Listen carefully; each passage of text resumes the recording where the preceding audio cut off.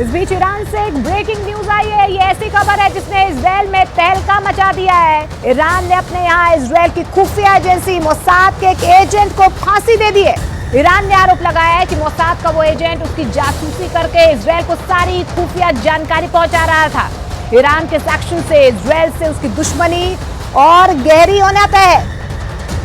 और ईरान ने यह धमकी भी दी है कि अगर इजराइल ने गाजा पर हमले बंद नहीं किए तो बहुत बड़ा धमाका होगा। अगर ईरान ने यह धमाका कर दिया तो उसकी मचाई हुई तबाही के आगे गाजा की बर्बादी भी बौनी साबित होगी।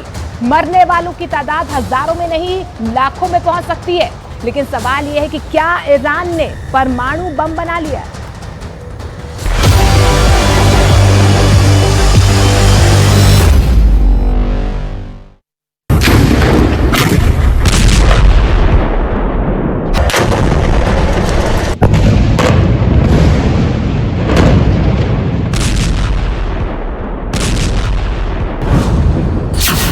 ये धमाके तो बहुत छोटे हैं, बड़ी फिल्म का छोटा सा ट्रेलर है। असली धमाका तो अब होने वाला है और धमाका करेगा ईरान।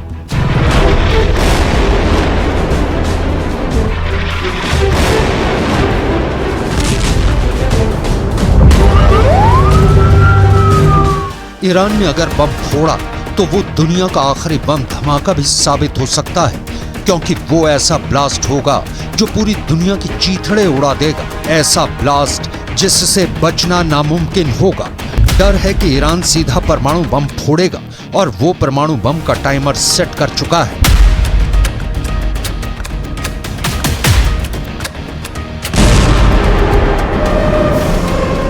ईरान गुस्से में है, बहुत गुस्से में है। गुस्से में उसने अपने दोस्त चीन से फोन पर बात की और साफ साफ कह दिया है कि इजराइल ने गाजा में अब हद पार कर दी है। उसने ईरान के सब्र का बांध तोड़ दिया है, इसलिए अब बहुत बड़ा ब्लास्ट होगा।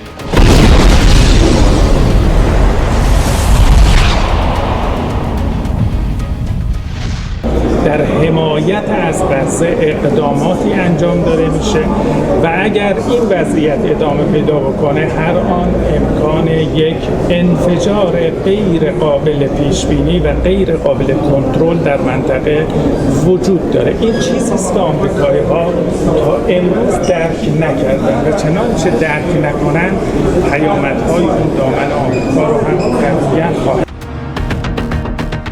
ईरान के विदेश मंत्री ने अपने बयान में धमाका शब्द का इस्तेमाल किया और पूरी दुनिया में तहलका मच गया। अमेरिका से लेकर ब्रिटेन और फ्रांस जैसे तमाम पश्चिमी देश खौफ से भर गए हैं। सब सोच में पड़े हैं कि ईरान किस धमाके की बात कर रहा है, आखिर उसके दिमाग में क्या साजिश चल रही है। डर जताया जा रहा है कि कहीं ईरान ने परमाणु बम तो नहीं बना लिया। ईरान करीब 2 दशक से चोरी छिपे परमाणु बम बना रहा है, मगर ये बात वो मानता नहीं। वो कहता है कि उसके न्यूक्लियर प्रोग्राम का हथियारों से कोई लेना देना नहीं, उसका परमाणु कार्यक्रम एकदम शांतिपूर्ण है। मगर करीब 6 साल पहले इजराइल ने बाकायदा सबूतों के आधार पर ईरान के परमाणु कार्यक्रम का भंडाफोड़ किया था।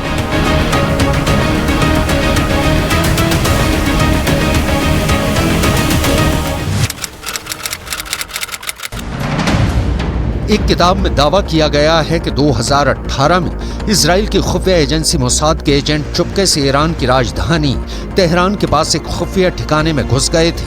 वहां उन्होंने हजारों की तादाद में ऐसे टॉप सीक्रेट फाइलें चुरा ली थी जिनमें ईरान के परमाणु बम बनाने के कार्यक्रम का पूरा कच्चा चिट्ठा था। इसी साल मई में अमेरिका की न्यूज एजेंसी एसोसिएटेड प्रेस ने एक रिपोर्ट छापी थी जिसमें दावा किया गया था कि ईरान ने अपना एक परमाणु प्लांट जमीन के इतने अंदर बनाया हुआ है कि अमेरिका की मिसाइलें भी उसे भेद नहीं सकती।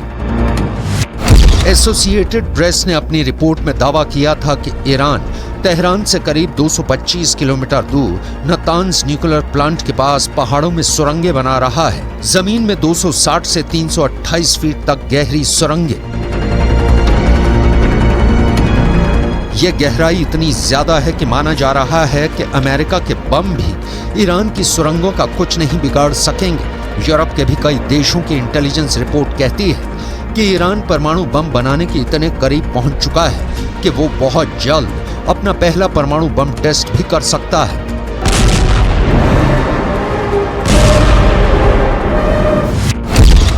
ईरान के परमाणु प्रोग्राम की जांच कर रही है संयुक्त राष्ट्र की न्यूक्लियर एजेंसी IAEA यानी इंटरनेशनल एटॉमिक एनर्जी एजेंसी का तो दावा है कि ईरान परमाणु बम बनाने के लिए इतना यूरेनियम जुटा चुका है कि महज 12 दिन में परमाणु बम बना डालेगा।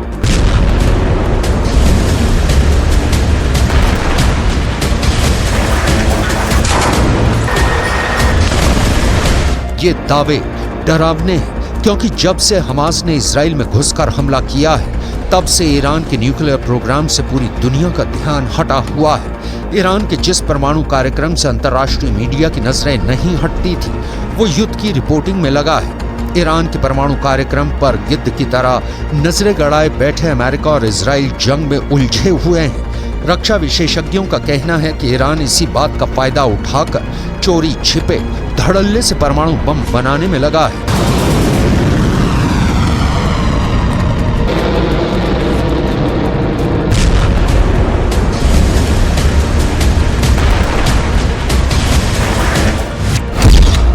सवाल ये है कि क्या 7 अक्टूबर को हमास से इजराइल पर हमला करवाना ईरान की सोची समझी साजिश का हिस्सा था ताकि वो पश्चिमी देशों का ध्यान हमास में भटकाकर आराम से अपना परमाणु बम बना सके। क्या बीते 2 महीने से ईरान परमाणु युद्ध की प्लानिंग कर रहा है? ईरान ने यूं ही तो धमाके की धमकी नहीं दी होगी, जरूर उसके हथियारों के जखीरे में ब्रह्मास्त्र आ गया है। ईरान की धमकी का मतलब है पत्थर की लकीर। अब वो दोबारा नहीं चेताएगा बल्कि सीधा अटैक करेगा।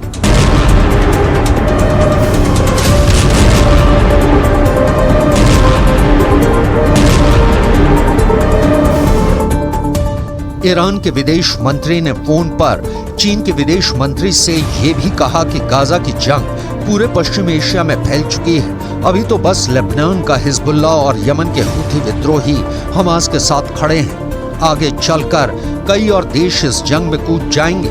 ऐसे में अगर इजराइल ने अब भी हथियार नहीं डाले तो फिर जंगों का ऐसा विस्फोट होगा जिसमें पूरा का पूरा पश्चिम एशिया तबाह हो जाएगा।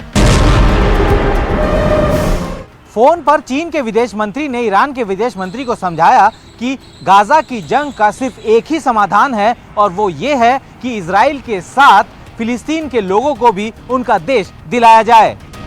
मगर ईरान इजराइल को खत्म करने की कसम खाए बैठा है। वो पहले ही दो टूक कह चुका है कि पूरे फसाद की जड़ ही इजराइल है। इसलिए जब इजराइल नक्शे से मिटेगा तभी पूरी दुनिया में शांति आएगी।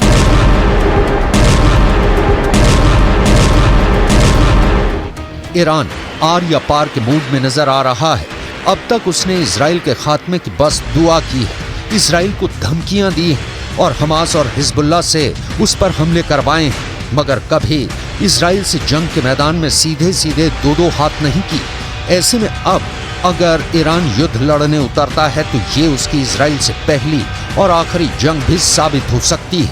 ये ऐसा युद्ध हो सकता है जो ईरान या फिर इजराइल को मिट्टी में मिलाने के बाद ही खत्म होगा, क्योंकि ईरान के जंग में उतरने का मतलब होगा तीसरा विश्व युद्ध, जिसमें एक खेमा होगा अमेरिका और इजराइल का और उनके खिलाफ खड़ी होगी उनके दुश्मनों की बहुत बड़ी टीम। ऐसी टीम जिसमें ईरान तो होगा ही, उसके साथ होगा चीन और उन दोनों का दोस्त रूस भी। अगर ये युद्ध हुआ तो शायद दुनिया ही टुकड़े टुकड़े हो जाए, क्योंकि इन सभी देशों के पास दुनिया को खत्म कर देने वाले खतरनाक परमाणु बम हैं। अमेरिका के पास 5224 परमाणु बम है और उसके साथ ही इजराइल के पास 90 और इनके साथ खड़े रूस और चीन के पास परमाणु हथियारों का जखीरा है। रूस के पास दुनिया में सबसे ज्यादा परमाणु बम है। उसके परमाणु बमों की संख्या 5889 है। यह आंकड़ा अमेरिका के परमाणु हथियारों से भी ज्यादा है। वहीं चीन के पास 410 परमाणु बम है। ऐसे में अगर अपनी ताकत की नुमाइश की कोशिश और दिमाग की गर्मी में परमाणु बम चलाने का फरमान पास हो गया तो तबाही मच जाएगी।